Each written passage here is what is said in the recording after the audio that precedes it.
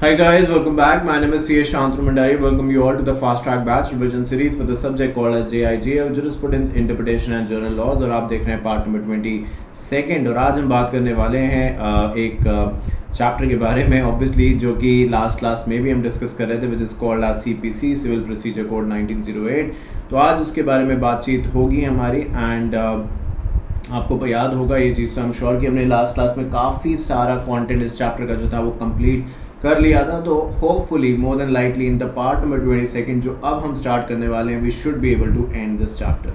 तो चलिए बातचीत अब करनी स्टार्ट करते हैं। आई थिंक लास्ट क्लास में हमारी जाते जाते ये बात हुई थी कि एक सूट जो होता है या जो केस होता है उसके अंदर स्टार्टिंग किस तरीके से होती हैं, पार्टीज़ है like the plaintiff and the defendant, वो क्या काम करते हैं, ट्रायल क्या होता है, प्लेंट क्या होता है, रिटन स्टेटमेंट क्या होता है, ये सारी बात हमारी हो चुकी है और अब समय आ चुका है इस फास्ट ट्रैक बैच के अंदर कि हम सूट एंड अपील के बारे में, डिफरेंशिएशन के बारे में बातचीत करें। तो देखिए वो डिफरेंस यहाँ पे लिखे हुए हैं but in simple word suits basically सबसे पहली स्टेज है, यानी सूट एक वो स्टेज है जहाँ पे जो कॉज ऑफ एक्शन है वो अराइज होता है या यूँ कह दीजिए जो डिस्प्यूट है वो कोर्ट पहुँचता है और उसके बाद अपील वो होता है जहाँ पे एक बार केस हार गए हैं एंड देयर आफ्टर आप आगे किसी और फर्दर कोर्ट में जाते हैं। तो एक तरीके से सूट एकदम फ्रेश स्टार्टिंग है जबकि अपील जो है वो ऑलरेडी जो हो चुका है उसी का कंटिन्यूएशन है। अपील क्या होता है, यही तो है कि जब हम कहीं हार गए हैं, हमें ऐसा लगता है कि जो डिसीजन आया वो हमारे फेवर में नहीं है तो वी फाइल एन अपील। तो ऐसा तो नहीं होता कि डायरेक्टली हम चले जाते हैं कि भाई आपस में लड़ाई होगी तो अपील फाइल कर दी, पहले केस फाइल होता है, पहले सूट फाइल होता है और उसके बाद जो उसका फैसला होता है उसके बेसिस पे जो पार्टीज़ हैं वो चाहें तो अगर पॉसिबल है तो और वो पार्टीज़ चाहें तो अपील फाइल कर सकती हैं। तो वो बात यहाँ पे कही गई है। साथ साथ ये भी यहाँ पे कहा गया है कि जब हम बात की सूट की करते हैं तो हमेशा सूट जो है वो लोअर कोर्ट्स में फाइल होता है, केस मुकदमा हमेशा लोअर कोर्ट्स में आप शुरुआत करते हैं। मैंने आपसे लास्ट क्लास में भी बात कही थी, आपको समझाया था कि कभी भी ऐसा नहीं होता कि कोई केस जो है अनलेस एक्सेप्शन कि वो supreme court and high court में डायरेक्टली चला जाए, it has to pass the normal process of law. तो that is called as suit कि भाई सूट हमेशा लोअर कोर्ट से स्टार्ट होता है एंड अपील आप जानते ही हैं कि वो हमेशा हायर कोर्ट्स में, not exactly high court but higher courts में अपील जो है वो फाइल करी जाती है। तो ये सूट एंड अपील के बीच में डिफरेंशिएशन है। बात अगर करते हैं मिसजॉइंडर ऑफ द पार्टीज, तो मिसजॉइंडर और कुछ नहीं है, जैसे कि यहाँ पे लिखा है when one or more person join in one suit as plaintiff or defendant in whom or against whom any relief to right does not arise or against whom separate suit are brought, no common question of law or fact would arise, it is called as misjoinder of parties। अब देखो example के जरिए समझो कि दो parties हैं A and B, ठीक है। अब A ने ये B पे इल्ज़ाम लगाया कि जो B है वो अपनी जो घर बना रहा है, अपनी प्रॉपर्टी पे कंस्ट्रक्शन वगैरह कर रहा है, उस कंस्ट्रक्शन को करते हुए उसने A की लैंड पे भी कंस्ट्रक्शन किया। याद है ये एग्जाम्पल मैंने पहले भी दिया था कि जो B की प्रॉपर्टी है मान लो वो ये है, ठीक है, ये B की प्रॉपर्टी है तो वो यहीं तक कंस्ट्रक्शन उसको करना चाहिए था बट वो क्या कर रहा है, जो ये A की प्रॉपर्टी है ना इस पे यहाँ ये वाला पोर्शन भी अपनी प्रॉपर्टी के साथ जोड़ रहा है जो कि गलत है। तो इसलिए A ने B पे केस फाइल किया कि क्योंकि ये B गलत कर रहा है। और ये एग्जाम्पल मैं इसलिए ले रहा हूँ क्योंकि जो हम पढ़ रहे हैं वो सिविल प्रोसीजर कोड है, तो हम कोई भी क्रिमिनल नेचर का एग्जाम्पल यहाँ पे नहीं ले सकते बिकॉज वो CRPC के अंदर बात चली जाएगी। तो ये यहाँ पे हुआ और इसीलिए A जो है उसने पहले B को मनाया, जब B नहीं माना तो A ने मुकदमा केस सूट B पे फाइल कर दिया। तो ये हमें समझ में आता है कि जो A और B है ये इस केस की दो पार्टीज़ हैं और क्यों ये एक दूसरे पे केस फाइल कर रहे हैं या क्यों कोर्ट में हैं, ये समझ में आता है कि भाई प्रॉपर्टी का कोई मैटर है और A का ये इल्ज़ाम है कि B ने उसकी प्रॉपर्टी पे अपना घर का कंस्ट्रक्शन किया। तो समझ में आता है कि इन दोनों के बीच का क्या डिस्प्यूट है। बट अगर कोई ऐसा बंदा है जिसका नाम है C, जिसका A से भी कोई लेना देना नहीं है, B से भी कोई लेना देना नहीं है, बट वो इस केस की पार्टी बनना चाहे, वो कहे नहीं मुझे भी इस केस की पार्टी बनना है, जो A और B के बीच में झगड़ा चल रहा है मेरा भी इसके अंदर कुछ ना हक इन्वॉल्व है, क्योंकि C ये कहता है कि जो ये प्रॉपर्टी है ना, जो ये एक्स्ट्रा वाली प्रॉपर्टी है जिस पे B बना रहा है अपना घर और A कह रहा है वो प्रॉपर्टी मेरी है जबकि B कंस्ट्रक्शन कर रहा है, तो C कहता है ये प्रॉपर्टी ना A की है ना B की है, ये प्रॉपर्टी किसकी है, ये प्रॉपर्टी मेरी है। तो जब कोई और ऐसी थर्ड पार्टी जिसके बारे में कोई ऐसा मेंशन नहीं थी बात, वो केस को ज्वाइन करे तो उसको आप मिस ज्वाइंडर कहते हैं। मिस ज्वाइंडर बेसिकली वो चीज़ है, कोई ऐसी पार्टी जिसका प्राइमा फेसिया शुरुआत से अगर देखा जाए जो मैंने पहले समझाया था तो ऐसा कोई लेना देना नहीं था, but over the period of time वो पार्टी केस का पार्ट बनना चाहती है क्योंकि उस पार्टी का ये कहना है कि उसका भी कुछ स्टेक जो है वो यहाँ पे इन्वॉल्व है। तो ये बात यहाँ पे कही गई है। बात अगर करते हैं कॉज ऑफ एक्शन के बारे में, cause of action basically reason है, फैक्ट है जिसकी वजह से आपने एक से दूसरे पे केस फाइल किया है। अब जैसे इसी एग्जाम्पल को चलिए ले लीजिए, इसमें कॉज ऑफ एक्शन क्या है, क्या ए कॉज ऑफ एक्शन है, क्या बी कॉज ऑफ एक्शन है? नहीं, कॉज ऑफ एक्शन है बी की ये जो उसने काम किया है कि बी ने ए की प्रॉपर्टी पे अपना घर बनाया है, तो this is the cause of action. इसी की वजह से तो ए ने बी पे मुकदमा फाइल किया है, इसी वजह से तो जो ए है वो बी को लेके गुस्सा हुआ है। तो I think cause of action और कुछ नहीं है, कॉज ऑफ एक्शन वो वजह है, वो रीज़न है जिसकी वजह से कहीं ना कहीं जो कोर्ट है वो आना पड़ा है, सूट फाइल करना पड़ा है, मुकदमा दायर करना पड़ा है, और जिन ग्राउंड्स पे ए अपनी बात रखेगा, जिन ग्राउंड्स पे ए केस लड़ेगा, उन सारी की सारी चीज़ों को कॉज ऑफ एक्शन का नाम दिया जा सकता है। बात अगर करते हैं appearance of parties and consequences there of, देखिए एक सिंपल सी बात है कि अगर हम सोचते हैं ज़िंदगी में भी, नॉर्मल लाइफ में भी, कि अगर हम भागें तो हमारी परेशानियां ख़त्म हो जाएंगी या छुपने से हमारी परेशानियां ख़त्म हो जाएंगी, तो आई थिंक ऐसा नहीं होगा। एग्ज़ाम आप नहीं देंगे, जैसे ICSI का ऑप्ट आउट आता है ना अभी कोविड-19 के समय, तो अगर कोई बच्चा सच में जेन्युइन है, उसके घर में दिक्कत है, उसको इशू है, तो ठीक है, ऑप्ट आउट का मतलब ये है कि जो नहीं दे सकता, आप कोई सोचे कि यार छोड़ो अगली बार एग्ज़ाम दूंगा, तो ये अगली बार कभी नहीं आएगा। जो आज आप कर सकते हैं, 6 महीने किसने देखे, और आपने मेहनत जो करी है वो भी 6 महीने के बाद आपको और कहीं ज़्यादा करनी पड़ेगी, क्योंकि अमेंडमेंट्स भी आएंगे। और बहुत बार टैक्सेशन जैसे सब्जेक्ट में तो आप जानते हैं, आपको पता है CS एग्जीक्यूटिव में भी टैक्स है कि वो मिनट बदलता है। मतलब मिनट से कहने का मतलब ये है कि जो आपने 1 महीने पहले पढ़ा था, हो सकता है 1 महीने बाद पढ़ें तो उसके अंदर आपको चेंजेस दिखें। होता है कि नहीं होता है ये सब चीज़ें? तो आई थिंक चीज़ों को अवॉइड करना इज़ नॉट द आंसर, उनके सामना करना, उनसे लड़ना, I think that is what life is. तो ये बात मैं इसलिए कह रहा हूँ यहाँ पे क्योंकि जो टॉपिक है उसका नाम है appearance of parties and consequences. मतलब जब कोर्ट का बुलावा आए तो पार्टीज़ को चाहिए कि वो कोर्ट के सामने अपीयर हों, जाएं कोर्ट, जाएं, देखें कि बात क्या है, क्योंकि घर पे बैठने से या छुपने से कुछ नहीं होगा। अगर आप नहीं जाएंगे तो एक चीज़ होती है जिसके बारे में यहाँ पे मेंशन भी किया गया है, which is called as ex parte, वो पास हो जाएगा आपके खिलाफ। एक्स पार्टी का मतलब क्या होता है कि अगर मान लीजिए 2 parties again A and B, और मान लीजिए वही वाला मुकदमा है जो ऊपर हम समझते आ रहे हैं कि A जो है उसने B पे केस फाइल किया। क्यों फाइल किया? क्योंकि B अपना घर बना रहा था, और अपना घर बना रहा था तो अपनी जगह बनाता, पर B ने अपना घर बनाते बनाते वो प्रॉपर्टी पे भी घर बना दिया जो कि A की प्रॉपर्टी थी, तो गलत है। तो A ने B पे मुकदमा दायर कर दिया कि भाई B ने ऐसे ऐसे किया। अब ये तो A कह रहा है ना, ये जो आप देख रहे हैं, जो मैंने समझाया, ये A के वर्ड्स हैं कि ऐसा उसके साथ हुआ है, बट इस बात की क्या गारंटी कि ये सच ही कह रहा होगा? ऐसे तो फिर अगर जो लोग केस फाइल करते हैं, अगर उनकी बात में सच्चाई होती तो हमेशा वही लोग जीतते जो कि केस फाइल करते हैं। ये लोग जिन पे केस फाइल होता है ये तो हमेशा हार जाने चाहिए थे, पर ऐसा तो नहीं होता। तो ये तो एविडेंस के बेसिस पे तय होता है, क्योंकि बहुत बार एक दूसरे पे लोग झूठे केस फाइल करते हैं, एक दूसरे को फंसाने के लिए केस फाइल करते हैं, और ये सच है, इसमें कोई छुपाने वाली बात नहीं, आप इस बात से एग्री करेंगे।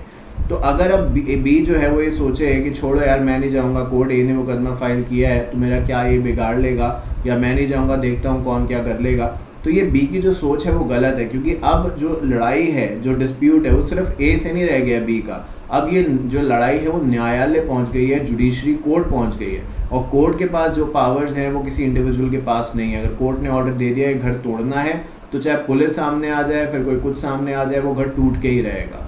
तो आपको मैंने पहले भी समझाया, इससे बड़ा क्या एग्जाम्पल मैं दे सकता हूँ कि आप खुद ही जानते हैं, मूवीज़ में बहुत बार आपने शायद सुना होगा, देखा होगा कि जज साहब को कहते हैं बिलॉर्ड, माय लॉर्ड, कहते हैं ना माय लॉर्ड मतलब मालिक, भगवान का दर्जा जो है वो जज को दिया जा रहा है। जज साहब कम आप सुनेंगे, आप यही वर्ड सुनेंगे कि माय लॉर्ड, इस तरीके से बोलते हैं कि वो लॉर्ड का मतलब जो है इस चीज़ के अंदर वो यही तो है। लॉर्ड कौन होता है इंग्लिश में? मतलब भगवान, जिसके पास सारी ताकतें हैं, जो वो चाहे वो कर सकता है, सही को गलत, गलत को सही, पत्थर को पानी, पानी को पत्थर।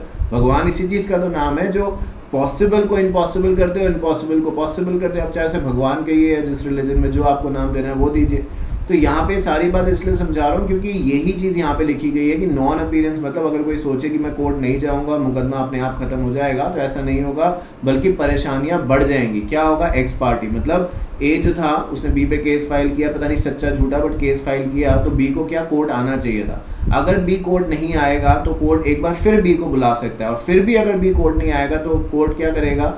बी की बात को बिना सुने, क्योंकि बी आ ही नहीं रहा तो बी की बात क्या सुनी जाए? कोई आएगा तो वो अपनी बात कहेगा ना, बी तो आ ही नहीं रहा, तो कोर्ट ये मान लेता है कि बी को, जो सेकंड पार्टी है ये, इसको कुछ कहना ही नहीं है, इसको अपने डिफेंस में, अपने बचाव में कुछ कहना ही नहीं है। तो कोर्ट क्या करता है, जो भी ए कह रहा है ना बात, उसी को सच मान लेता है और उसी के बेसिस पे फिर बी के खिलाफ सजा सुना देता है। समझ रहे हैं मेरी बात? इसको एक्स पार्टी कहते हैं। यानी एक पार्टी को बुलाया जाए, चाहे वो जो भी हो, ए हो, बी हो, एक्स हो, वाई हो, कोई भी हो, उस पार्टी को बार बार कोर्ट बुला रहा है। एक बार हो सकता है नहीं आए, चलो दूसरी बार बुलाया, दूसरी बार भी, अगर तीसरी बार भी नहीं आए तो कोर्ट क्या करता है, फिर उस पार्टी की बात ही नहीं सुनता और ये मान लेता है कि उस पार्टी को कुछ कहना ही नहीं है और जो जजमेंट देनी होती है वो सिर्फ एक पार्टी की बात को सुन के दे देता है। इसको कहते हैं x party order, x party decree.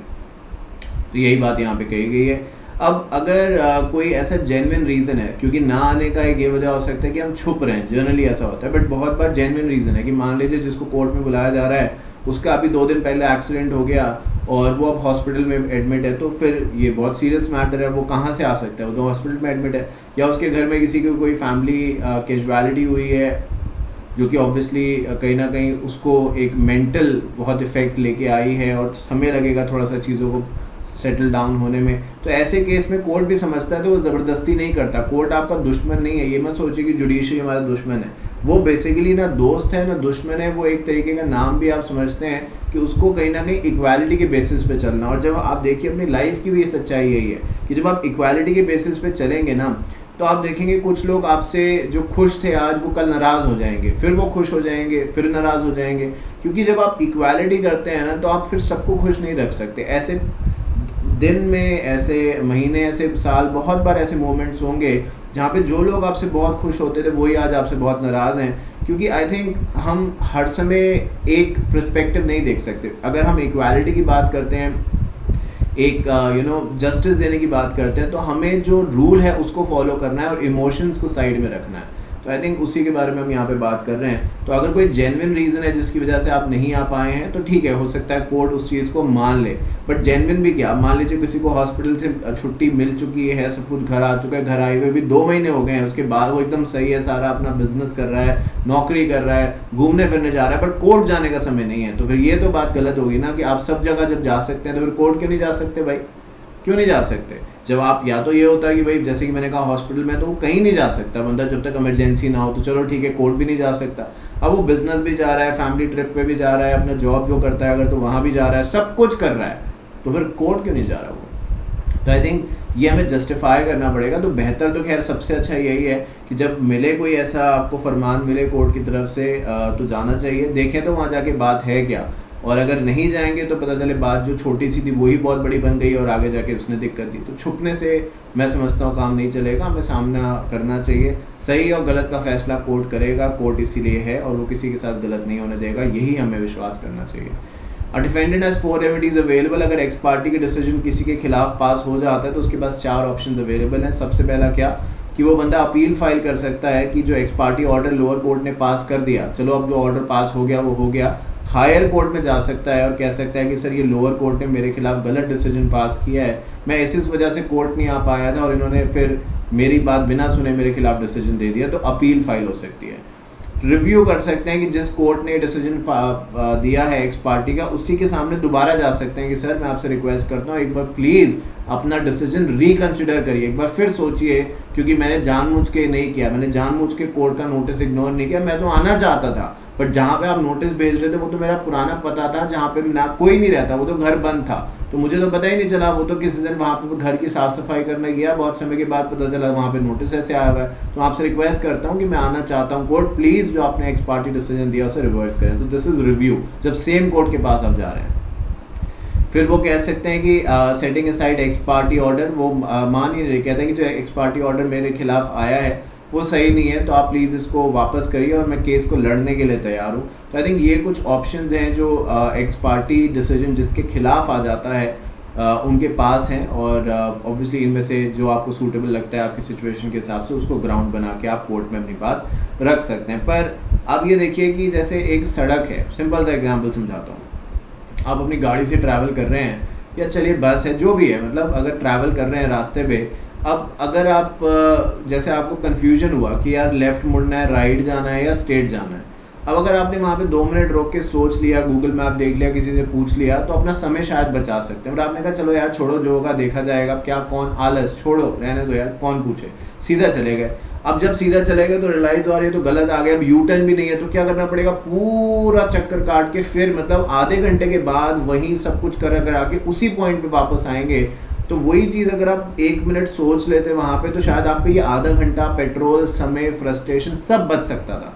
तो वही चीज़ है कि एक्स पार्टी डिसीजन जब हो गया है तब दिक्कत तो फिर आएगी, क्योंकि इसके पास जाओ, उसके पास जाओ, अपनी बात कहानी सबको सुनाओ और फिर भी पता नहीं रिलीफ मिलेगा कि नहीं। तो अगर हो सके जेन्युइन अगर हैं आप तो एक अलग बात है, बट अदर देन दैट छुपने का कोई फ़ायदा नहीं है। लड़ने का, ये दुनिया लड़ने का मतलब ये नहीं कि हाथ से हम लड़ें या किसी को अपने मुंह से गलत बात बोलें, गलत लैंग्वेज बोलें। लड़ने का मतलब ये है अपने राइट्स को जाने और डेफिनेटली सही तरीके से अपनी बात प्रेजेंट करें। आई थिंक बोलने का तरीका is very very important, communication skills are very very important. ठीक है, बात करते हैं अपने नेक्स्ट टॉपिक के बारे में, which is called as affidavit. तो आइए एफिडेविट को लेके अब हमारी बातचीत जो है उसको अब हम स्टार्ट करते हैं। एफिडेविट बहुत बार शायद आपने सुना होगा कि एफिडेविट और कुछ नहीं है, एक स्टैम्प पेपर पे आपसे कुछ लिखवा लिया जाता है। तो बहुत बार क्या होता है कि हमारे पास एविडेंस हैं चीज़ों के कि ये क्या हुआ, वो क्या हुआ, ये कैसे हुआ, वो कैसे हुआ, वी हैव एविडेंस। बट बहुत बार हमारे पास कोई एविडेंस ही नहीं है किसी भी चीज़ के। तो कोर्ट क्या बोलता है कि चलो ठीक है भाई, नहीं भी एविडेंस है तो आप इसको पेपर पे लिख के दे दो, एक स्टैम्प पेपर पे लिख के दे दो कि आपने ये चीज़ें देखी हैं, करी हैं। और अगर कल इनमें से कुछ भी गलत निकलता है तो कोर्ट दिखाएगा कि देखो आपने तो हमें लिख के दिया था कि भाई ये चीज़ें आपने देखी हैं और अब देखिए ये सामने प्रूफ आ गया कि आपको इस बारे में पता नहीं था, तो इसका मतलब आप झूठ बोल रहे थे, तो सज़ा मिल सकती है। तो एफिडेविट और कुछ नहीं है। एफिडेविट बेसिकली चीज़ों को लिख के देना है, एक ओथ है। जैसे होता है ना, मैं गीता पे कसम खाता हूँ हाथ रख के कि मैं जो कहूँगा सच के सिवा कुछ नहीं कहूँगा। ये सब बातें आपने सुनी होंगी जो अब प्रैक्टिकल लाइफ में नहीं होती। मूवीज़ की बात अलग है, अब तो वहाँ पे भी नहीं होती क्योंकि उन्हें समय बचाना है, इतनी देर में वो एक ऐड चला देंगे अपना, है ना, एक गाना बना देंगे, जो भी है। तो एफिडेविट बेसिकली एक तरीके की ओथ है जहाँ पे आप डिक्लेयर करते हैं कि भाई आप जो कह रहे हैं वो सही कह रहे हैं, इसके अंदर कुछ भी आप गलत नहीं कह रहे हैं, और अगर कुछ भी इसमें गलत पाया जाता है तो आप उस बात के लिए रिस्पॉन्सिबल होंगे। तो देखिए वही लिखा है कि एसेंशियल ऑफ एफिडेविट्स के बारे में अगर बात करें तो ये एक डिक्लेरेशन है जो दी जाती है, इन राइटिंग होती है ये, और ये आप फर्स्ट पर्सन में देते हैं, फैक्ट्स को लेके बातचीत करते हैं, जैसे कि मैंने कहा राइटिंग में है, और कोर्ट में जज साहब मजिस्ट्रेट के सामने ये एफिडेविट दिया जाता है। और इसके अंदर अगर कोई भी आप ऐसी बात लिखते हैं जो कि गलत बाद में साबित होती है तो आपको उसके हिसाब से सज़ा भी दी जा सकती है। तो इसलिए एफिडेविट बहुत सोच समझ के लिखें, जो इसमें लिखें वो वही चीज़ लिखें जिसके बारे में आप 100% श्योर हैं। अदरवाइज़ यही चीज़ जो आज आपके लिए फ़ायदे में है वो कहीं ना कहीं आपके लिए अदरवाइज़ हो सकती है आने वाले दिनों में।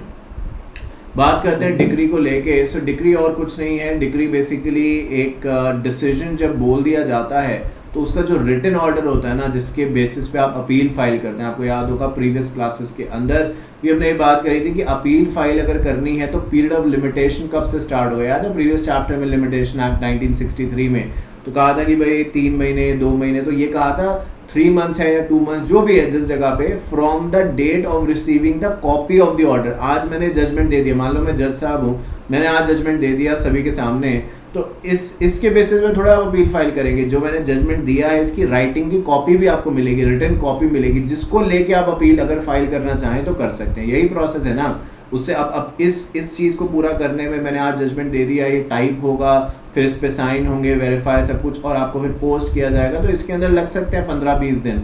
तो जब ऑर्डर जो भी बोला जाता है, जो भी जजमेंट बोली है, उसकी रिटन कॉपी आपको मिलती है तो उसको आप डिक्री कहते हैं। ये पहले भी हमारी बात हुई थी कि जो भी जज साहब ने जजमेंट बोली है, जब उसकी रिटन कॉपी आपको मिलेगी दैट इज़ डिक्री, जिसके अंदर पार्टीज़ का नाम, उनके बीच में कौन से सेक्शन को लेके डिस्प्यूट था, किस चीज़ को लेके डिस्प्यूट था, अगर कौन जो केस है वो जो ए और बी के बीच में था, मान लीजिए उसमें बी जीत गया है तो क्या ए जो है वो कुछ कंपनसेशन बी को देगा या कुछ और चीज़, ये सारी की सारी बात इस डिक्री के अंदर स्पेसिफिकली मेंशन करी जाएंगी। बात करते हैं अपील्स के बारे में। से देखिए अपील और कुछ नहीं है, जब आप जानते हैं कि डिसीजन से सेटिस्फाइड नहीं है तो आप अपील फाइल कर सकते हैं। आपको लगता है कि इनजस्टिस हुआ है या जो लोअर कोर्ट है, इन्फीरियर कोर्ट है, उसने आपकी बात सही से नहीं सुनी है, अब चाहे आप ए हैं, चाहे बी हैं, चाहे एक्स हैं, चाहे वाई हैं, एज द केस में भी, तो आप डेफिनेटली उस डिसीजन के खिलाफ अपील फाइल कर सकते हैं। When we talk about appeal तो वो 4 पार्ट्स में डिवाइडेड है। Appeal from original decree, second appeal from orders, appeal to supreme court. तो ये 4 पार्ट्स में जो अपील है वो डिवाइडेड। और मैं आपको बताना चाहता हूँ, जब मैं इसको खुद भी पढ़ रहा था आपको यहाँ पे आने से पहले, इस क्लास के स्टार्ट करने से पहले, क्योंकि आप ये बात जानते हैं कि I teach all the subjects, like all the subjects of CS professional, like CS final, बहुत जल्दी आप वहाँ पे आएंगे। तो उसके अंदर 9 papers at this stage and मैं वो सारे ही पढ़ाता हूँ। सबके फास्ट ट्रैक या फास्ट ट्रैक बैच ही देख रहे हैं, उसके फास्ट ट्रैक बैचेस भी मैं पढ़ा चुका हूँ सब सब्जेक्ट्स के। तो ये बात इसलिए कह रहा हूँ कि वहाँ पे एक पेपर है कॉल्ड एज ड्राफ्टिंग। तो ड्राफ्टिंग में जो आप यहाँ पे ये देख रहे हैं ना इस समय, ये एक्चुअली फाइनल का भी कंटेंट यही है, मतलब यानी कि पूरी बुक यही है। बट जो आप इस समय पढ़ रहे हैं, जहाँ पे अपील्स के बारे में बात कर रहे हैं, या हम डिक्री के बारे में बात कर रहे हैं, या हम एक्स पार्टी के बारे में बात कर रहे हैं, तो काफ़ी ज़्यादा कंटेंट इस चैप्टर का स्पेसिफिकली फाइनल से मिलता जुलता है। तो आपको वहाँ पे बहुत ईजीनेस होगी अगर आपने यहाँ पे सब चीज़ों को सही तरीके से समझ लिया। तो चलिए एक एक करके अपील के तौर पे बात करते हैं। सबसे पहले appeal from the original decree. तो कहते हैं appeal from the original decree जो है वो करी जा सकती है, मतलब मान लीजिए A और B के बीच में केस था और ये लोअर कोर्ट में हुआ केस डिसाइड, जिसमें B हार गया, तो अब B क्या कर सकता है, वो डिस्ट्रिक्ट कोर्ट जा सकता है। तो लोअर कोर्ट के फैसले को जब आप चैलेंज करते हैं, उसके खिलाफ अपील फाइल करते हैं, लोअर से आप डायरेक्टली हाई कोर्ट या सुप्रीम कोर्ट तो नहीं जाएंगे, एक एक करके ही तो कोर्ट, जैसे लोअर कोर्ट से हम डिस्ट्रिक्ट पे आए, फिर वहाँ से मे बी हाई कोर्ट, फिर मे बी सुप्रीम कोर्ट, इस तरीके से प्रोसेस हो सकता है। तो ऐसा नहीं होता, वही बात मैंने पहले भी आपको क्लैरिफाई करी थी कि डायरेक्टली आप सुप्रीम कोर्ट या हाई कोर्ट चले जाएं, this is not allowed, this is not possible at all unless it is an exception case. तो यहाँ पे जो बात करी गई है वो यही कि जब appeal from the original decree may be preferred in the court superior to the court passing the decree. तो जो भी अपील है वो ओरिजिनल ऑर्डर्स के खिलाफ आप कर सकते हैं। एंड ऑब्वियसली अपील, जैसे कि हमने कुछ देर पहले इसी क्लास में पढ़ा कि सूट में एंड अपील में फ़र्क क्या है, तो कहा कि अपील वो है जो हाई कोर्ट्स में, जो सीनियर कोर्ट्स है, मुझे ऐसा कहना चाहिए, उसके अंदर फाइल होती है। तो यहाँ पे सीनियर की जो जगह वर्ड है वो सुपीरियर यूज़ कर दिया, तो आप सीनियर कहिए सुपीरियर कहिए, बात एक ही है। तो सिंपल वर्ड्स, अगर इन्फीरियर लोअर कोर्ट के डिसीजन को आप उसके सीनियर के सामने लेके जाते हैं, सुपीरियर के सामने लेके जाते हैं, that is called as appeal from the original decree. Second appeal के बारे में बात करें तो सेकंड अपील की खास बात यह है कि एक बार आपकी अपील जा सकती है, जैसे कि आप खुद ही देखिए मैंने क्या बोला कि लोअर कोर्ट के डिसीजन आपने डिस्ट्रिक्ट कोर्ट में चैलेंज किया, अब ये हो गई आपकी फर्स्ट अपील, क्योंकि लोअर कोर्ट में जो था वो क्या था, वो सूट था। अब आपने जब उसको डिस्ट्रिक्ट कोर्ट में चैलेंज किया तो वो क्या हो गया, वो अपील हो गई। अब जो डिस्ट्रिक्ट कोर्ट में फैसला हुआ, आप उससे भी अगर सेटिस्फाइड नहीं है तो डिस्ट्रिक्ट कोर्ट का फैसला आप कहाँ चैलेंज करेंगे, हाई कोर्ट में। तो जब आप एक बार दोबारा से, तभी शायद इसका नाम है सेकंड अपील, क्योंकि फर्स्ट अपील तो डिस्ट्रिक्ट कोर्ट में हुई है और सेकंड अपील हो रही है हाई कोर्ट में।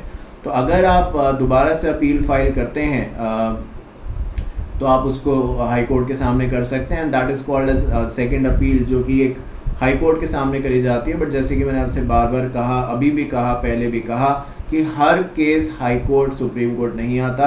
तो अगर आपको सुप्रीम कोर्ट पे अपना केस फाइल करना है एज एन अपील, तो आपके केस के अंदर सब्सटैंशियल क्वेश्चन ऑफ लॉ होना चाहिए।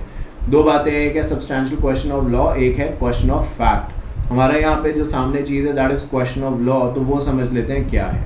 देखिए बहुत बार क्या है, जैसे आपने एक चैप्टर पढ़ा था, काफ़ी समय हो गया, अब तो इतना आगे आ गए हैं, और बताना चाहता हूँ कि मोर देन 50% कोर्स आपका यहाँ पे कंप्लीट भी हो चुका है। और जैसे जैसे आगे बढ़ते जा रहे हैं, डेफिनेटली हर दिन हर मोमेंट हम कोर्स को आगे ही बढ़ाते जा रहे हैं, there is no looking back, ये तो आप जानते हैं। तो आपने एक चैप्टर पढ़ा था called as interpretation of statutes, जिसके अंदर हमने बात करी थी कि हर कायदा कानून नियम का अपना एक मतलब होता है और मतलब से हमें उसे चीज़ों को समझना होता है। ये बात हमने कही थी, आपको याद होगा। तो अब बहुत बार क्या हो सकता है कि कोई लॉ ऐसे हैं जो थोड़े कंफ्यूजिंग है, या जो लिखा है उसका कुछ खास मतलब समझ नहीं आ रहा, तो फिर क्या हो सकता है, हम उसको लेके हाई कोर्ट के पास जा सकते हैं। यानी अगर लॉ की इंटरप्रिटेशन को लेके कोर्ट को ही, मुझे और आपको नहीं, अगर लॉ की इंटरप्रिटेशन को लेके कोर्ट को, जुडिशरी को कंफ्यूजन है, तो वो जो कंफ्यूजन होगा ना उस इंटरप्रिटेशन का, वो दूर करेगा हाई कोर्ट। तो अगर कोई भी ऐसा सवाल है जो जहाँ पे हमें लॉ का समझ नहीं आ रहा कि यार ये लॉ जो है वो एक्चुअली कहना क्या चाहता है, क्या हाँ बोल रहा है या ना बोल रहा है, आखिरकार बोल क्या रहा है, क्योंकि इसके मतलब अलग अलग वैरायटी ऑफ मीनिंग्स निकल रहे हैं, तो हम उस चीज़ को अपने आप ना सॉर्ट आउट करके, क्योंकि मैं कुछ और कहूँ फिर दूसरा छोटा कोर्ट, डिस्ट्रिक्ट कोर्ट वगैरह कुछ और कहें, तो हम अपने सीनियर के पास, हाई कोर्ट के पास चले जाते हैं। तो अगर ऐसा कोई आपके केस में क्वेश्चन है जहाँ पे लॉ का ही हिसाब जो है, आपकी गलती नहीं, लॉ का ही जो हिसाब है वो अलग अलग मतलब लेके आ रहा है, किसी के लिए हाँ है, किसी के लिए ना है। तो इस चीज़ को सॉर्ट आउट करने के लिए हम हाई कोर्ट जा सकते हैं और इस चीज़ के लिए सेकंड अपील फाइल कर सकते हैं। तो इसका मतलब आपको ये समझ में आ गया होगा कि हर बात के लिए आप हाई कोर्ट नहीं जा सकते, there has to be a question of law, और उसी के बेसिस पे आप हाई कोर्ट में अपनी बात रख सकते हैं। अब अगर हाई कोर्ट को लगता है कि हाँ भाई सच में इसके अंदर सब्सटैंशियल क्वेश्चन ऑफ लॉ है, तो डेफिनेटली उस केस को हाई कोर्ट एंटरटेन कर सकता है और उसको अपने सामने सुन सकता है। मतलब इतना आप ये देखिए ना, इस चीज़ को आप ऐसे समझिए कि डिस्ट्रिक्ट कोर्ट्स में करोड़ों केसेस पेंडिंग है, करोड़ों केसेस कहते हैं, 1 करोड़ 2 करोड़ नहीं, करोड़ों केसेस। हाई कोर्ट में लाखों केसेस पेंडिंग है। तो आप सोचिए कि इतना प्रोसेस हो जाने के बाद भी हाई कोर्ट खाली नहीं बैठा है। कोई आप ये सोचें कि हाई कोर्ट के अंदर केस ही नहीं है, तो ऐसा भी तो नहीं है ना। फिर अपील टू सुप्रीम कोर्ट के बारे में अगर बात करें तो आई एम श्योर आप जानते हैं कि supreme court is the highest court of the land. तो अगर कुछ भी ऐसा है जहाँ पे हमें लगता है कि भाई हाई कोर्ट ने जो डिसीजन दिया है वो इनजस्टिस है, उसमें जो लिखा गया है वो सही नहीं है, तो उस डिसीजन के खिलाफ आप सुप्रीम कोर्ट जा सकते हैं। या फिर सुप्रीम कोर्ट को खुद लगे, जिसको हम यहाँ पे स्पेशल लीव भी कहते हैं, कि एक होता है कि आप खुद जाते हैं सुप्रीम कोर्ट के पास, और दूसरा है कि सुप्रीम कोर्ट को ही लगे कि यार ये केस हमारे सामने डिस्कस होना बनता है, क्योंकि इसके अंदर काफ़ी इनजस्टिस हो रहा है और ये बहुत ही पब्लिक ग्राउंड्स के ऊपर केस है, पब्लिक की नज़र इस केस पे है और आम इंसान का इंटरेस्ट इस बात से जुड़ा है। तो सुप्रीम कोर्ट बिना किसी के कहे वो केस को अपने सामने ट्रांसफ़र करा सकता है। So that is called as appeal to the supreme court. तो ये बात कही गई है। आई होप सारी बात समझ में आ रही है। बात करते हैं रेफरेंस रिव्यू एंड रिविजन के बारे में। देखिए रेफरेंस और कुछ नहीं है, रेफरेंस बेसिकली एक हेल्प लेना है। जब डिस्ट्रिक्ट कोर्ट जो है, जो लोअर कोर्ट है, उनको ऐसा लग रहा है यार समझ नहीं आ रहा है इस केस में क्या होना चाहिए, क्योंकि ये जो चीज़ें हैं, जो सेक्शन है, इसकी इंटरप्रिटेशन बहुत क्लियर नहीं है, तो वो हाई कोर्ट पे अपना केस ट्रांसफ़र नहीं करेंगे। वो हाई कोर्ट को बोलेंगे कि सर हमें आपसे कुछ बातचीत करनी है, मतलब कुछ हमें चीज़ें पूछनी है, और अपनी चिट्ठी जो होगी, लेटर वगैरह लिख के हाई कोर्ट को भेजेंगे कि हमें ये सेक्शन की इंटरप्रिटेशन आप प्लीज़ बता दीजिए। भाई जॉब में भी तो ऐसा ही होता है, अगर जूनियर को कुछ समझ नहीं आता तो ऐसे थोड़ा वो सारा काम सीनियर को दे देता है। जूनियर को समझ नहीं आता, उसको कहा जाता है भाई अगर कोई क्वेश्चन हो पूछ लेना। तो अगर वो कहीं फंस जाता है, उसको नहीं समझ में आ रहा, तो वो अपने सीनियर से क्वेश्चन पूछ लेता है, फिर अपना काम शुरू कर देता है। तो जब अपने सीनियर के पास वो जाता है तो वो बेसिकली रेफ़र कर रहा है कि ठीक है मैं रेफ़र करता हूँ अपने सीनियर को। आप किसी से कॉल पे बात करते हैं, कॉल सेंटर वगैरह, आपको लग रहा है कि भाई जूनियर से बात नहीं समझ, आप कहते हैं अपने सीनियर से बात कराओ। बहुत बार होता है ऐसा। तो जब सीनियर से बात करने की बात आती है तो वो क्या करता है, कहता है कि ठीक है सर मैं ये कॉल अपने सीनियर को रेफ़र कर रहा हूँ। तो सीनियर फिर उस चीज़ को समझाते हैं कि ऐसा नहीं वैसा है, वैसा नहीं ऐसा है। तो यही चीज़ यहाँ पे भी है कि जब जो लोअर कोर्ट्स हैं उनको ऐसा लग रहा है कि जो सामने उनके डाउट है, क्वेश्चन है, वो कुछ ऐसा है जिसका जवाब उन्हें पता नहीं है, या उनकी कैपेसिटी के बाहर है, या उन्हें नहीं समझ में आ रहा कि what is the best approach, तो इन दैट केस वो हाई कोर्ट की मदद ले सकते हैं। भूलिएगा मत, मैं ये नहीं कह रहा हूँ इसके अंदर रेफरेंस के अंदर कि लोअर कोर्ट अपना जो केस है वो हाई कोर्ट में ट्रांसफ़र कर देंगे, ऐसा नहीं है। केस तो लोअर कोर्ट ही डिसाइड करेंगे, बट एक सेकंड ओपिनियन जो है, सेकंड थॉट जो है, वो हाई कोर्ट से भी लेना चाहते हैं, क्योंकि हाई कोर्ट में ज़्यादा एक्सपीरियंस जजेस बैठे हैं जिनके पास ज़्यादा नॉलेज है, तो उनसे एक बार डिस्कस करना चाहते हैं। That's all. इसका ऑब्जेक्टिव क्या है, तो देखिए लिखा है the object behind the provision of reference is to empower subordinate court to obtain the opinion of high court in non appealable cases. क्योंकि कोई भी कोर्ट नहीं चाहता आई एम श्योर कि वो गलत डिसीजन पास करे, और स्पेशली तब अगर मान लीजिए कोई एक ऐसा केस डिस्कस हो रहा है जो कि अपील भी नहीं करी जा सकती जिसके खिलाफ, और कोर्ट ने अगर जल्दीबाजी में उसको डिस्कस कर दिया लोअर कोर्ट ने, तो ये तो इनजस्टिस हो जाएगा ना। उसमें उस इंसान की क्या गलती है जो कि कोर्ट आया, वो तो न्याय मांगने आया, और कोर्ट का काम है कि न्याय दें, और पता चला यहाँ पे खुद ही कोर्ट अन्याय कर रहे हैं, गलत डिसीजन दे रहे हैं, जल्दीबाजी में डिसीजन दे रहे हैं। तो कहते हैं ऑब्जेक्टिव ये है कि कोर्ट अपने आप को फ्री महसूस करे कि अगर वो कहीं रुक जाते हैं, कहीं स्टक डाउन हो जाते हैं, तो वो दिल खोल के अपनी बात कह सकें और पूछ सकें, डिस्कस कर सकें, जिससे कि इनजस्टिस ना हो। वो लोग जो सामने कोर्ट के जस्टिस मांगने आए हैं उन्हें खाली हाथ ना जाना पड़े, वो मिसलीड ना हो, वो कहीं ना कहीं जुडिशरी पर अपना विश्वास ना खोएं, इसलिए ये सब चीज़ें बनाई गई हैं। तो ये चीज़ जो है वो यहाँ पे लिखी गई है। बात अगर रिव्यू की करते हैं, तो अभी हमने रेफरेंस की बात करी, रिव्यू और कुछ नहीं है। रिव्यू जैसे कि कुछ देर पहले भी मैंने कहा था, रिव्यू एक्स पार्टी के बारे में जब बात कर रहे थे, सेम कोर्ट के सामने होता है। सो रेफरेंस क्या है कि जब लोअर कोर्ट हाई कोर्ट से कोई सवाल पूछता है, उनकी ओपिनियन लेना चाहता है। रिव्यू क्या है कि अगर मान लीजिए लोअर कोर्ट ने कोई डिसीजन पास कर दिया और जो पार्टीज हैं उनको लगता है कि नहीं सर ये डिसीजन तो सही नहीं है, हम आपको रिक्वेस्ट करते हैं प्लीज़ एक बार आप दोबारा से इसके बारे में सोचें, क्योंकि कुछ नए फैक्ट्स भी हैं जो उस समय नहीं थे जब हमने केस इनिशियली स्टार्ट किया था, बट अब सामने आए हैं। तो आप प्लीज़ इनको भी कंसिडर करें और इस केस को रीओपन करें और इसके बारे में दोबारा से पुनर्विचार करें, हिंदी में कहते हैं। तो that is called as review. So review is the judicial examination of the case by same court, high court, higher court, supreme court कुछ नहीं, सेम कोर्ट मतलब वो चाहे सुप्रीम कोर्ट भी हो सकता है, वो हाई कोर्ट भी हो सकता है, मतलब एक कोर्ट से दूसरे कोर्ट पे नहीं जाना, जहाँ पे जिस कोर्ट ने भी इनिशियली सबसे पहले ये केस डिसाइड किया है, जब उसी को आप कह रहे हैं कि सर एक बार दोबारा से हमारी बात आप सुन लीजिए, क्योंकि कुछ नए फैक्ट्स जुड़े हैं जो कि डेफिनेटली इस केस को पूरा ऑल टुगेदर बदल सकते हैं, तो that is called as review. तो क्या लिखा है, re examination of the case by same court and by same जज, क्योंकि जो दूसरा जज आएगा वो फिर अपने तरीके से सोचेगा और केस को कॉम्प्लिकेटेड बना सकता है, क्योंकि एक ह्यूमन टेंडेंसी है, चाहे वो जज है चाहे वो कोई भी है, विद ऑल ड्यू रिस्पेक्ट, कि एक का पॉइंट ऑफ व्यू दूसरे को बहुत बार नहीं समझ में आता। अगर एक चीज़ आप सामने रखेंगे, और पहले भी एग्जाम्पल शायद आपने सुना भी होगा कि एक कोई पानी का जग है जिसमें पानी है पर हाफ फिल्ड है, वो आधा फिल्ड है, तो आप किसी से पूछेंगे भाई क्या है, तो कोई कह सकता है कि आधा जग खाली है, तो कोई कह सकता है आधा जग भरा है, तो दोनों ही अपनी जगह सही बात कह रहे हैं, बट एक पर्सपेक्टिव दोनों का अलग अलग है। तो आई थिंक जिसने एक बार डिसीजन दिया है उसी के सामने जब आप दोबारा जाते हैं और कहते हैं कि सर एक बार प्लीज़ एक बार दोबारा से आप हमारी बात सुन लीजिए, क्यों सुन लीजिए दोबारा से, क्योंकि कुछ ऐसी नई चीज़ें हुई हैं, नए मैटर्स जिसके अंदर एविडेंस ऐड हुए हैं जो कि पहले नहीं थे, और जब केस फाइल किया था उस समय हमें नॉलेज भी नहीं थी। नहीं तो याद होगा रेस जुडिकेटा वाली, कंस्ट्रक्टिव रेस जुडिकेटा वाली बात हो जाएगी जो प्रीवियस क्लास में करी थी कि भाई एक ही बार सारी बात बतानी है, बार बार नहीं होगा। तो सामने इससे पहले कोर्ट ये गए, आप कह दीजिए कि सर पहले ये था ही नहीं तो हम कैसे बता सकते थे, अभी ये चीज़ आई है, तो प्लीज़ एक बार अगर आप सुन लेंगे तो बड़ी मेहरबानी होगी, बहुत एहसान होगा, will be thankful to you. तो अगर कोर्ट चाहेगा तो वो आपकी बात दोबारा से सुन सकता है, बट वो सेम कोर्ट होगा। रिविजन जो होगा वो हमेशा हाई कोर्ट के सामने फाइल किया जाता है।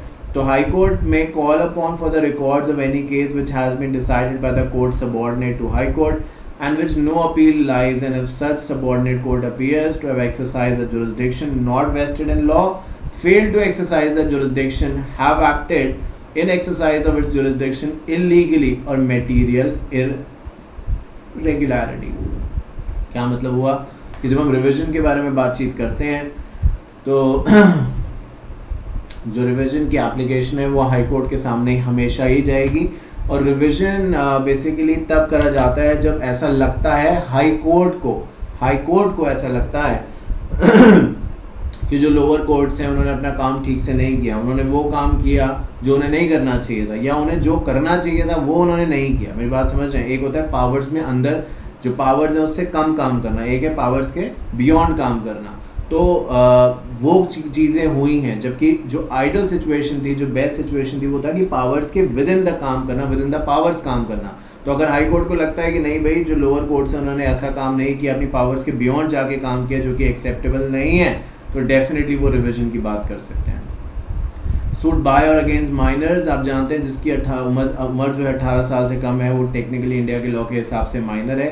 तो यहाँ पे कहा गया है कि माइनर पे भी मुकदमा चल सकता है, माइनर भी केस फाइल कर सकते हैं, पर फ़र्क इतना है कि माइनर के नाम पे भले ये केस चल रहा हो, बट माइनर के साथ कोई एक ऐसा इंसान होगा जो माइनर को एक तरीके से अकम्पनी करेगा, जिसको नेक्स्ट फ्रेंड भी कहा गया। वो उसके पेरेंट्स हो सकते हैं, अंकल आंटी हो सकते हैं, क्योंकि minor is not competent to contract. पर अब मान लीजिए एक बच्चे को आपने रिवॉल्वर दे दिया और कह दिया कि भाई वो जो अंकल जा रहे हैं उन्हें गोली मार दो, तो बच्चे को क्या पता क्या सही है क्या गलत है, उसने गोली का वो ट्रिगर दबा दिया, गोली लग गई, सामने वाले की डेथ हो गई। अब ये मतलब थोड़ा है कि उस बच्चे को हम ऐसे ही जाने देंगे, उसको छोड़ देंगे, कानून तो फिर कानून है ना, तो कानून तो अंधा होता है, बट इतना तो समझता है कि बच्चा जो है उसके पास शायद इतना दिमाग नहीं है जितना एक बड़े इंसान के पास है। पर इसका मतलब फिर ये भी नहीं है कि हम उस बच्चे को ऐसे ही जाने दे सकते हैं, हमें चीज़ें देखनी पड़ेंगी कि उसने किसके कहने पे किया, उसने क्यों किया। तो कहने का मतलब है ऐसा नहीं कि माइनर कुछ भी कर सकता है और वो कहे कि भाई मैं तो छोटा हूँ 18 साल से तो मुझे सज़ा नहीं होनी चाहिए, ऐसा नहीं हो सकता। और अब कहने की ही बात है, वैसे माइनर की स्ट्रिक्ट कानून इनके ऊपर भी होने ही चाहिए। जुवलिन्स करके इंडिया में कानून है जिसको अभी बदला गया है, एंड क्योंकि बहुत सारे लोग जो होते थे 17-18 साल से पहले या 16-17 साल से पहले गलत काम करके अपने आप को बचाने की कोशिश करते थे, तो इस लूप होल का फ़ायदा उठाते थे। गलतियां देखिए हो जाती हैं, पर गलतियों से तो सीखना चाहिए ना। ज़रूरी तो नहीं है कि सब गलती हम खुद ही करें उसके बाद ही हम सीखें, कुछ दूसरों की गलतियों से भी सीख लेना चाहिए कि ये सही है ये गलत है। और हम में से शायद ही कोई होगा जो ये नहीं जानता कि क्या सही है क्या गलत है। We already are enough mature to understand. बात करते हैं समरी प्रोसीजर के बारे में। समरी प्रोसीजर सीपीसी के ऑर्डर 37, देखो ये रोमन नंबर्स हैं, आपको याद होगा स्कूल वगैरह में क्लास का जो होता है, जैसे क्लास 11 किसी की है तो आई एम श्योर ऐसे लिखा जाता है, क्लास 10th है तो ऐसे लिखा जाता है, तो ऐसे वो कम ही लिखते हैं कि 8 है, जनरली रोमन नंबर्स में ही क्लासेस लिखते हैं जहाँ तक मैं समझता हूँ। अब आने वाले दिनों में बदल जाए तो एक अलग बात है, जैसे कि 4 कैसे होता है, 1V ऐसे कुछ होता है ना, 4 हाँ V5 होता है, रोमन नंबर्स होते हैं कि नहीं, रोमन कहते हैं क्या, मुझे भी याद नहीं आ रहा, बट यस इस तरीके से आप लिखते हैं। And same is what we do in CPC 1908। तो समरी प्रोसीजर जो है, अगर कोई पूछे भाई कहाँ है, कौन से, जैसे होता है ना कौन से सेक्शन में है, तो CPC के अंदर आप बताएंगे सेक्शन नहीं, ऑर्डर में है, ऑर्डर 37 में। तो 10 10 10 x का मतलब है यहाँ पे 10, सो 3 बार है तो 30 हो गया। v का मतलब अगर देखें तो वो 5 है, और 1 1 तो अपनी जगह है ही है, तो हो गया 30 + 5 + 1 + 1 = 37। तो वही मैंने कहा ऑर्डर 37। अब ये होता क्या एक्चुअली समरी प्रोसीजर, देखिए नाम से शायद समझ में आ रहा हो आपको, नाम लिखा है समरी। समरी प्रोसीजर तो चलिए एक प्रोसेस है, बट प्रोसेस को इस बार समराइज तौर पे कवर किया गया, मतलब प्रोसेस को शॉर्ट रखा गया, विच मीन्स कि कहीं ना कहीं जो भी प्रोसेस होगा रादर देन जो नॉर्मल चलता है कि भाई चलता चला जा रहा है, पता नहीं केस कब खत्म होगा, यहाँ वैसा नहीं है, ये शॉर्ट में होगा, टू द पॉइंट होगा, जिसको आप कहते हैं फास्ट ट्रैक। जो आप यहाँ पे देख रहे हैं कि कोड सारा हो रहा है, बात सारी हो रही है, टॉपिक सारे हो रहे हैं, बट फास्ट ट्रैक बेसिस पे, तो ये भी एक तरीके का फास्ट ट्रैक है जहाँ पे जल्दी हम करने की कोशिश करते हैं, समय जितना कम से कम जाए उतना अच्छा, बट ऐसा भी नहीं कि इनजस्टिस हो जाए। फास्ट ट्रैक का मतलब ये भी नहीं कि समझ ना आए, तो सब कुछ इस तरीके से बताना है, और ये बहुत रिस्पॉन्सिबिलिटी की बात है कि बताना भी सब कुछ है, समय भी ज़्यादा नहीं लगना चाहिए। तो आई थिंक वही चीज़ यहाँ पे भी है कि समरी प्रोसीजर के बारे में जब आप बात करते हैं तो ये ऐसी चीज़ होती है जो सिर्फ और सिर्फ एप्लीकेबल होती है चेक पे, बिल्स ऑफ एक्सचेंज पे, प्रोमिसरी नोट पे। ऐसे मान के चलिए एग्जाम्पल से समझते हैं कि दो पार्टीज हैं A एंड B, ठीक है। A जो है उसने एक तरीके से B के कुछ पैसे देने हैं, ठीक है, तो A ने B के पैसे कुछ देने हैं, जो भी 10,000 5,000 15,000 वॉट एवर, ठीक है, लाखों करोड़ों जो भी, और A ने जब पैसे देने हैं तो उसकी जगह एक चेक दे दिया कि भाई फलाना तारीख को ये चेक, A ने चेक B को दे दिया कि ये चेक B बैंक में लगा देना और पैसे ले लेना। B ने बोला ठीक है भाई, बिकॉज चेक इन बिजनेस आप जानते होंगे, बिजनेस में cheque is equal to cash, because business cheque और कैश से नहीं रेपुटेशन से ज़्यादा चलता है, ये आपको पता होगा।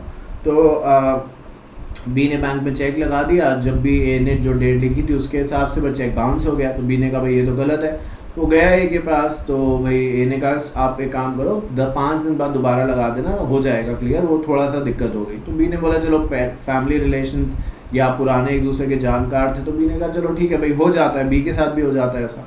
5 दिन बाद फिर लगाया, फिर डिसऑनर हो गया। अब यहाँ पे ये होता है कि 2 बार चेक डिसऑनर हो जाए तो फिर आप दोबारा प्रेजेंट नहीं कर सकते, है ना। तो अब B ने बोला भाई पैसे, तो A अब मुकर रहा है, कह रहा है कि दे दूंगा, तो B को गुस्सा आ गया, तो B क्या कर सकता है, ऑर्डर 37 का इस्तेमाल करके CPC के हिसाब से, समरी प्रोसीजर के हिसाब से B जो है वो A पे मुकदमा कर सकता है, सूट फाइल कर सकता है। समरी प्रोसीजर बेसिकली वो तरीका है, टेक्निक है, जहाँ पे B की बात सुनी जाएगी और A को बोलने ही नहीं दिया जाएगा। जब मुकदमा B जो है वो A पे फाइल करेगा, तो अगर B जो केस है वो समरी प्रोसेस का यूज़ करते हुए A पे फाइल कर रहा है, तो A को बोलने का मौका दिया ही नहीं जाएगा तब तक जब तक A के पास कोई सच में बहुत जेन्युइन बात ना हो। क्योंकि जो B यहाँ पे है वो देखिए सारी बात तो प्रूव कर चुका है, उसने बताया कि मैंने चेक लगाया, बाउंस हुआ, फिर चेक लगाया, फिर बाउंस हुआ, सब बिल्स वगैरह दिखा दिया कि A ने पैसे दे रहे हैं मेरे, तो अब A पैसे नहीं दे रहा, ये बात तो प्रूव हो ही गई ना, इसमें A से अब क्या पूछना। और अगर कुछ ऐसा हो सकता होता कि म्यूचुअली बात हो सकती होती है तो पहले ही आपस में हो जाती, कोर्ट तभी तो आया अभी जब तो कोई बात नहीं बन रही थी। तो समरी प्रोसीजर एक बेसिकली ऐसी टेक्निक है जहाँ पे डिफेंडेंट को डिफेंस का मौका नहीं दिया जाता। देखिए यहाँ पे लिखा भी हुआ है, summary is the process of the suit in case the defendant is not having any defence. तो यहाँ पे डिफेंडेंट को अपनी बात रखने का मौका या तो दिया ही नहीं जाता, या दिया तब जाता जब डिफेंडेंट के पास सच में कोई ऐसी चीज़ है जिससे वो अपनी बात साबित कर सकता है। अगर क्योंकि कोर्ट को पता है कि अगर डिफेंडेंट यानी A को अपनी बात रखने का मौका दिया तो बहुत बार क्या हो सकता है, वो केस को घुमाए, वो इधर ले जाए, उधर ले जाए, इधर उधर की बातें करे, कोर्ट की तारीख पे तारीख डलवाए, और फिर ये केस जो समरी प्रोसेस है जिसको नाम आपने समरी दिया है, ये भी ऐसे ही हो जाएगा जिसका कोई रिजल्ट नहीं निकल पाएगा। सो इन दैट केस कोर्ट कह सकता है कि भाई अगर ये तुम्हारे पास सच में कोई जेन्युइन रीज़न है तो ही कोर्ट में आके अपनी बात रखें, अगर नहीं है तो मानने में भलाई है कि आपने पैसे देने हैं और आप पैसे दे दीजिए। नहीं देंगे इतने दिनों के अंदर तो जो कोर्ट है बोल सकता है कि A को जेल हो जाएगी।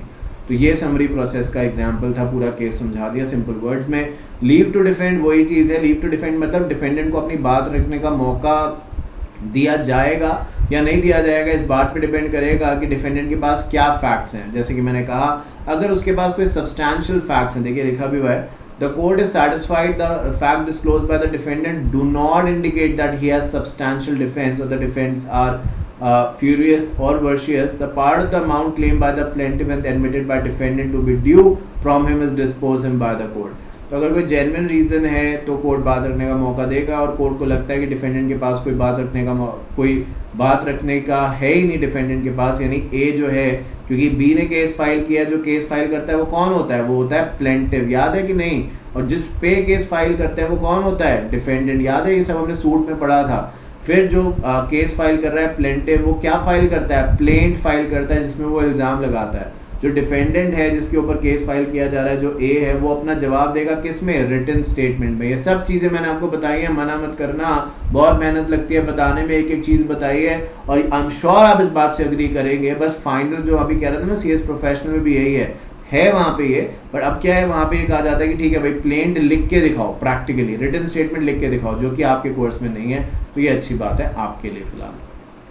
तो इसी को रिटन प्रोसेस या समरी प्रोसीजर का नाम जो है वो दिया जाता है। And with this we have finally come to the end of the chapter number 8 which is also called as IPC।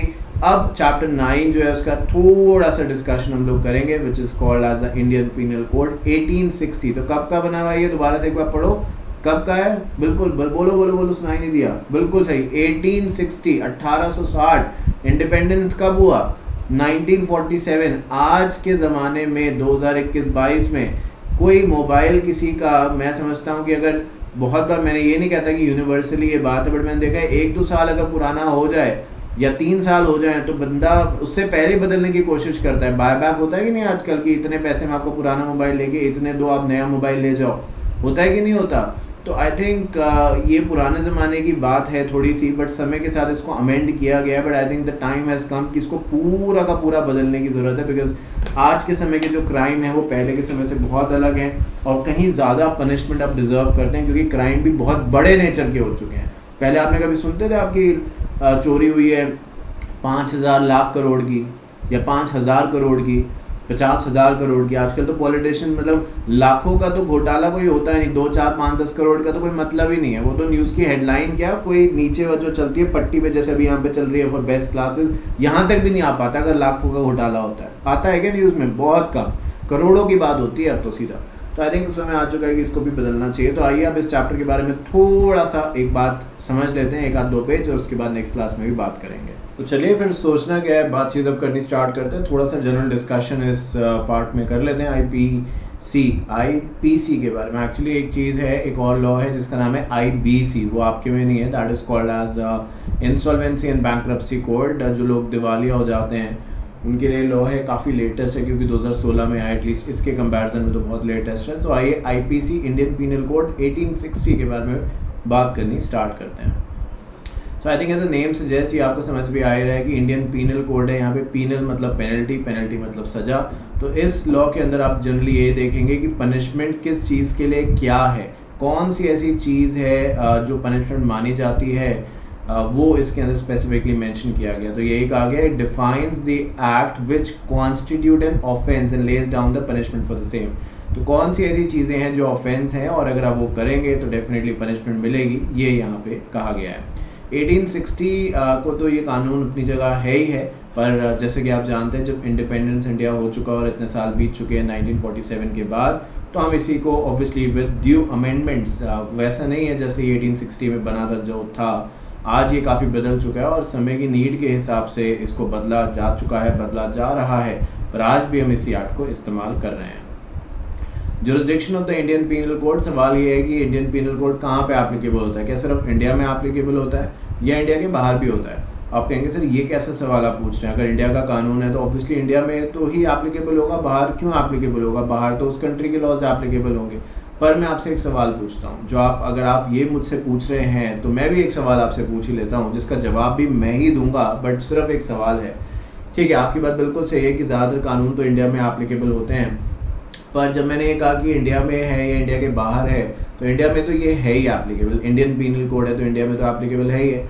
पर जहाँ तक बाहर का सवाल है उसका एक एग्जांपल आपको देता हूँ। मान लीजिए एक फ़्लाइट है, ठीक है, फ़्लाइट इंडिया से ऑस्ट्रेलिया जा रही है और इंडिया से वो फ़्लाइट दिल्ली से उड़ चुकी है, टेक ऑफ कर चुकी है। अब कहीं रास्ते में है, ऑब्वियसली इंडिया जो टेरिटोरियल एरिया है, इंडिया का स्पेस है, उससे वो बाहर निकल चुकी है। तो अब किसी समुंदर के ऊपर चल रही है वो फ्लाइट, किसी सी के ऊपर है या किसी कंट्री के ऊपर से होके गुजर रही है, बट इंडिया नहीं है और अभी ऑस्ट्रेलिया भी नहीं आया। और वहाँ पे दो लोगों के बीच में झगड़ा हो जाता है, फ्लाइट के बीच में, लोग ही तो ट्रैवल करते हैं, झगड़ा हो गया, किसी ने पिस्तौल बंदूक निकाल ली। अब ये आप कह सकते हैं कि सर नाइफ बंदूक ये सब ले जाना तो, रिवॉल्वर ले जाना तो अलाउड ही नहीं है फ्लाइट्स में, नेशनल हो चाहे इंटरनेशनल ले जाए, ट्रेन थोड़े है कि कुछ भी लेके आप जा सकते हैं, तो अलाउड ही नहीं है ऐसा। तो बिल्कुल सही है आपकी बात, पर मैं एग्जाम्पल से समझा रहा हूँ आपको कि मान लीजिए अगर ऐसा हो गया तब फिर आप क्या करेंगे, मतलब कौन सा लॉ, कौन सा कानून एप्लीकेबल होगा। भले उस बंदे ने हो सकता है गोली चलाई, हो सकता है ना भी चलाई, बट गोली दिखाई भी, याद है वो टॉर्च में हमने बात करी थी, असॉल्ट, बैटरी, वो सब चीज़ें। पर अब उसने अगर ऐसे झगड़ा किया, ए ने बी के यहाँ पे गोली रख दी, फ्लाइट चल रही है और ऐसे झगड़ा हो गया, बीच में गोली उसके दिमाग पे यहाँ पे कनपट्टी पे रख दी, जिसको हिंदी में कहते हैं। अब सवाल ये है कि ये जो है इसको आप कौन से सेक्शन के अंदर बुक करेंगे, क्योंकि ये काम तो गलत किया ही है। आप कौन सा सेक्शन लगाएंगे, क्योंकि अभी आप इंडिया में भी नहीं है कि आप कहेंगे इंडिया में होते तो फिर बात ही कोई क्वेश्चन ही नहीं था, क्योंकि इंडिया में थे तो इंडिया के लॉज लगते। ऑस्ट्रेलिया फ्लाइट जा रही है तो अभी वहाँ पहुँचे नहीं है तो वो भी बात नहीं हो सकती। अभी फ़्लाइट कहाँ है ये भी हम इतना नहीं जानते, क्योंकि आप जानते हैं फ़्लाइट कितना ऊपर उड़ती है और नीचे रहता है सब कुछ, तो इतना पता नहीं होता है एक आम इंसान को कि कहाँ के ऊपर से उड़ रहे हैं हम लोग, ये भी आप जानते हैं। तो अब सवाल है कि क्या होगा, तो इसी के लिए मैंने सवाल पूछा था कुछ देर पहले कि इंडिया में एप्लीकेबल है, इंडिया के बाहर भी। द आंसर इज कि इंडिया के बाहर भी एप्लीकेबल है। अगर जो एग्जाम्पल मैंने आपको फ्लाइट का बताया, अगर ये जो झगड़ा है ये इंडियंस के बीच में हो रहा है या ऐसे लोगों के बीच में हो रहा है जिनके पास इंडियन की सिटीजनशिप है, तो ये भले कहीं पे भी हो रहा हो, मतलब अगर ये मैं बोलता हूँ मिड फ्लाइट में कहीं पे भी हो रहा है, कोई भी वो कंट्री है या कंट्री नहीं भी है, फ्लाइट जहाँ से गुजर रही है नीचे पानी ही पानी है, तो in that case also IPC Indian penal code applicable होगा। और अब ये फ्लाइट लैंड करेगी कहाँ पे जाके, ऑस्ट्रेलिया में। मान लीजिए डायरेक्टली इंडिया से ऑस्ट्रेलिया जा रही है, ऑस्ट्रेलिया में फ्लाइट लैंड करेगी, तो ऑस्ट्रेलिया के जो कानून है उसके हिसाब से जो इन दोनों पे कार्रवाई है वो ऑस्ट्रेलिया भी कर सकता है।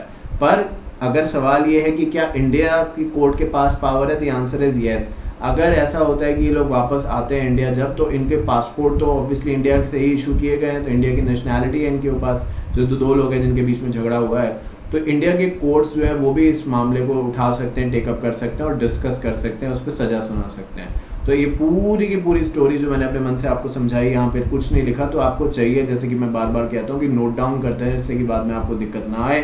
तो ये जो सवाल था वो इसी के ऊपर था कि IPC इंडियन पीनल कोड जो है उसकी जुरिस्डिक्शन है क्या। तो यही कहा गया, जोग्राफिकल एरिया और the subject to which law applies is defined as the jurisdiction of that law. Ordinarily law made by the country are applicable within its own boundaries because a country cannot have a legal machinery to enforce the laws in other sovereign countries। तो journal तो यही रहता है कि आपकी country का law है तो सिर्फ आपकी कंट्री पे ही एप्लीकेबल होगा, बट जो मैंने एग्जांपल समझाए उसके बेसिस पे इस लॉ के पास डेफिनेटली एक्स्ट्रा टेरिटोरियल पावर्स भी हैं। एक होता है इंट्रा टेरिटोरियल, मतलब विद इन इंडिया, वो तो ये है ही है। एक्स्ट्रा टेरिटरी मतलब ऑब्वियसली इंडिया के बाहर जो है उस पर भी एप्लीकेबल है। इंट्रा टेरिटोरियल के बारे में बात करें तो अभी समझाया मैंने कि कोई भी इंसान अगर गलत काम कमिट करता है तो ऑब्वियसली वो IPC इंडियन पीनल कोड के अंदर लायबल होगा। पर ये चीज़ हमें ध्यान रखनी है कि ये कोड जो है ये with in the territory of India apply होगा या टेरिटोरियल वाटर्स। अब कोई एक शिप है जो मान लीजिए मुंबई से गोवा जा रहा है, उस एरिया उस जगह पे शिप चलते हैं ना, क्योंकि वहाँ पानी है। दिल्ली में तो जानते हैं पानी कुछ है नहीं, वाटर बॉडीज़ है नहीं, या साउथ की तरफ वाटर बॉडीज़ हैं। तो एक शिप जा रहा है, अब शिप जो है वो जानते हैं कि समुद्र से होकर गुजर रहा है, तो वहाँ कोई पुलिस स्टेशन तो बीच में है नहीं। जैसे ट्रेन होती है तो उसकी एक अपनी फोर्स होती है, RPF रेलवे प्रोटेक्शन फोर्स। तो कुछ भी ट्रेन में डिस्प्यूट होता है लोगों के बीच में, तो फिर जैसे ही स्टेशन पे आती है, रुकती है ट्रेन, तो वहाँ की पुलिस आ जाती है, तो रेलवे की पुलिस अलग रहती है। ऐसे ही अगर वाटर से कोई चीज़ जा रही है और वहाँ पे लोगों के बीच में डिस्प्यूट हो जाता है, तो वहाँ की जो पुलिस है वो आती है और वो IPC के अंदर यानी इंडियन पीनल कोड के अंदर लोगों को बुक करती है जो भी गलत काम करते हैं। तो ये यहाँ पे कहा गया इन शॉर्ट, जो लोग इंडिया में हैं डेफिनेटली इंडिया में है, इंडिया से ट्रैवल कर रहे हैं, तो कोई बाहर का बंदा फॉरेन नेशनल भी मान लीजिए इंडिया में आया है और घूम रहा है और यहाँ पे किसी से लड़ाई करता है, गलत काम करता है ड्रग्स के केस में या कुछ और, तो उस पर भी एप्लीकेबल हो सकता है, क्योंकि वो इंडिया में है ना इस समय। उसकी कंट्री में जब वो जाएगा तो वहाँ भी उसके साथ जो होना होगा वो होगा। जैसे कि मैंने अभी एग्जाम्पल दिया था फ्लाइट का कि ऑस्ट्रेलिया में जाएंगे जब ये इंडियंस, तो ऑस्ट्रेलियन गवर्नमेंट भी कार्रवाई कर सकती है, पर जो प्राइमरली हक होगा वो इंडियन का होगा। ऐसे ही जो फॉरेनर बाहर से इंग्लैंड से आए इंडिया में घूम फिर रहे हैं, अच्छी बात है वो आए हैं यहाँ पे, तो अच्छी बात है घूमे फिरें, बट कोई भी गलत काम करते हैं तो यहाँ पे पुलिस उन्हें पकड़ सकती है। वो ये नहीं कह सकते कि हमारी तो नेशनैलिटी बाहर की है तो हमें आप कुछ नहीं कह सकते, हमें अरेस्ट नहीं कर सकते। बिल्कुल कर सकते हैं और करते हैं, ये मैं आपको बताना चाहता हूँ। बट जो आप यहाँ पे आईपीसी देख रहे हैं, फॉरेन सॉवनियर्स यानी जो फॉरेन गवर्नमेंट ऑफिशियल्स हैं, डिप्लोमैट्स हैं, इन सब पे ये कानून एप्लीकेबल नहीं होता, फॉरेन आर्मी वगैरह पे, तो ये इनको एग्जेम्पशन प्रोवाइडेड है और इन पे ये कानून एप्लीकेबल नहीं होता। बट ये हमें समझने की ज़रूरत है, याद रखने की ज़रूरत है, जो मैंने आपको समझाया कि इंट्रा टेरिटोरियल मतलब क्या है। अब आइए बात कर लेते हैं एक्स्ट्रा टेरिटोरियल के बारे में। Section 3 and 4 of the IPC provide extra territorial jurisdiction where a crime is committed outside the territory of India by Indian nationals, such as a person may be tried and punished by the Indian courts. According to Section 3, if anyone commits any offence beyond India which is punishable in our country under any law, he is liable to be convicted and punished in the same manner as if the crime was committed in India. अब कोई drugs की चोरी India से करके ले गया, ठीक है, ड्रग्स ले जा नहीं सकता, अलाउड नहीं है, बट आप जानते हैं कि अगर ऐसा ही होता कि नहीं ले जा सकता, अलाउड नहीं है, तो ये न्यूज़ में खबरें ना आती कि आज इतना ड्रग्स पकड़ा, उतना पकड़ा। लोग लेके जाते हैं और जो पकड़ लिए गए वो पकड़ लिए गए, जो नहीं पकड़े गए वो चल रहे हैं, जब तक चल रहा है। तो एक्स्ट्रा टेरिटोरियल मान लीजिए वही है कि अगर कोई भी एक इंसान है जो इंडिया से ड्रग्स लेके इंडिया के बाहर जा रहा है और यहाँ पे बच गया किसी भी तरीके से, उसको पकड़ा ही नहीं गया, बच गया वो, या जैसे भी था बच गया, पर मान लीजिए हांगकॉन्ग गया। एक बार मैं गया था, मैं आपको बताता हूँ, अपना एग्जाम्पल बताता हूँ, किसी और का तो छोड़ो। मैं यहाँ से गया, मैं ऑस्ट्रेलिया जा रहा था, पर जो फ़्लाइट थी वो वाया हांगकॉन्ग थी, तो ठीक है भाई, जो है वो था। अब हांगकॉन्ग में जैसे ही फ़्लाइट वहाँ पे आई तो दिल्ली से हांगकॉन्ग पहुँच गए हम लोग। अब हांगकॉन्ग के बाद हमें फ़्लाइट बदलनी थी, जो दूसरी फ़्लाइट हांगकॉन्ग से थी वो ऑस्ट्रेलिया जाने वाली थी, तो हमें दूसरी फ़्लाइट चेंज करनी थी। पर उसके बीच में कुछ 2-4 घंटे का डिफरेंस था, तो हम ऑब्वियसली 2-4 घंटे तो एयरपोर्ट्स पे पता भी नहीं चलता, ऐसे आपको पता ही है। और फिर सबसे बड़ी बात है वेट करना था, तो करना था, तो हम बैठे थे ऐसे ही। अब ये हुआ कि हाँ ठीक है, दूसरी फ़्लाइट की बोर्डिंग स्टार्ट हो रही है, तो आप लाइन में आप लग जाइए और चेक इन करिए। अब उस समय ये हुआ कि ठीक है, थोड़ा बंदा फ्रेश वगैरह होता है, तो मैंने बोला चलो ठीक है, इतना लंबा सफ़र से आए हैं, थोड़ा सा कपड़े वपड़े चेंज कर लेता हूँ, फ्रेश हो जाता हूँ एक्सेट्रा। तो मैं गया वहाँ पे और फिर मैं थोड़ा तैयार व्यार हुआ, तो डीओ वीओ लगाया मैंने। अब जैसे ही डीओ लगाया मैंने तो फिर मैं लाइन में लगा, तो मेरे बैग उन्होंने चेक किया, उन्होंने कहा ये क्या है, तो मैंने कहा ये तो भाई डीओ है। वो तो इंग्लिश बोलना इतना जानते नहीं, उन्होंने बोला आप नहीं ले जा सकते। मैं बोला क्यों भाई, मैंने एकदम पहली क्योंकि फॉरेन ट्रिप थी तो मैंने महंगा डीओ खरीदा था अपने लिए एकदम, तो क्यों नहीं ले जा सकते, मैं दिल्ली से लाया हूँ, दिल्ली पे भी तो चेक हुआ है। तो कहते नहीं ले जा सकते आपको अगर ये लेके जाना तो आप यहीं बैठो, आप नहीं जाओ, आपको हम फ्लाइट बोर्ड नहीं करने देंगे। तो फिर भाई मैं क्या करता, आप जितने का भी डीओ था वहाँ पे मैंने कूड़े में डाला उसको, जबकि उसके अंदर क्या था, मैं तो डीओ लगा ही रहा था, कुछ गलत तो था नहीं, बट उन्हें क्या डर था कि पता नहीं इसके अंदर क्या है, और मान लीजिए फ्लाइट में मैंने कुछ स्प्रे व्रे कर दिया तो और दिक्कत हो सकती है। तो मतलब कहने का मेरा ये है कि मान लीजिए कोई एक ऐसा बंदा है जो इंडिया से चला जाता है बाहर कुछ गलत सामान लेके, जैसे मैं तो सही लेके गया था, डीओ जनरल था वो तो लेके गया था मैं, और कहने का मतलब ये है कि यहाँ पे किसी ने नहीं पकड़ा मुझे, मैं कुछ ये थोड़ा था किसी को जानता था या कुछ, बट जो कानून है ऐसा नहीं है कि वो हर जगह के अलग अलग हैं, यहाँ पे नहीं ले जाने देना चाहिए था उन्होंने, पर यहाँ पे चेक ही नहीं किया तो मेरा चला गया। अब चेक नहीं हुआ या छूट गया उनसे, जो भी रहा हो, तो अगर वो यहाँ पे ही मना कर देते तो मैं यहीं से ना ले जाता, बात ही खत्म हो जाती। तो खैर फिर मेरे कहने का ये है कि अगर कोई ड्रग्स इंडिया से बाहर ले गया और नहीं पकड़ा गया इंडिया में, पर बाहर जिस कंट्री में वो गया वहाँ पकड़ लिया गया, तो कहते हैं कि जब वो पकड़ लिया गया है तो उसको वहाँ पे वैसी ही सज़ा मिलेगी जो कि अगर वो इंडिया में पकड़ लिया जाता तो मिलती, क्योंकि वो इंडिविजुअल जो पर्सन है वो है तो इंडिया का ना। तो अब इंडिया में नहीं पकड़ा गया, ठीक है वो उसकी किस्मत थी, बट वहाँ पकड़ा गया तो सज़ा उसको वैसी मिलेगी अगर वो इंडिया में पकड़ लिया जाता तो मिलती। और ये जो हम बात करें ना सज़ा वैसे ही मिलती है, कौन से कानून के हिसाब से, आईपीसी इंडियन पीनल कोड के हिसाब से।